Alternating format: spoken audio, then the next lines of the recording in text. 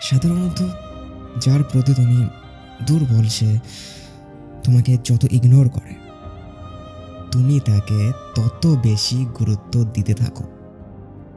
Phone করো, message করো, খোঁজ নাও, ব্যাকুল হয়ে তার তরফ থেকে একটা রেসপন্সের অপেক্ষায় থাকো। কিন্তু সে ততদিনে বুঝে যায় যে এই মানুষটাকে আমি যতই ইগনোর করি না কেন, আমার কাছে বারবার ফিরে আসবে। এর আর কোথাও যাওয়ার জায়গা নেই। তাই সে ইচ্ছে করে তোমাকে রেসপন্স দেয় না। লেট রিপ্লাই, কথা বলায় অনীহা, ব্যস্ততা, বাহানা ইত্যাদি দেখাতেই থাকে।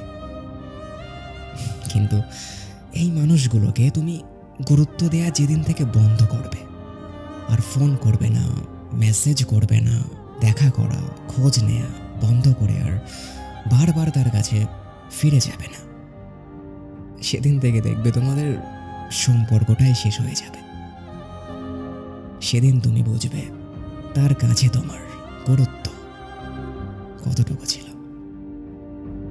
সেদিন তুমি বুঝবে।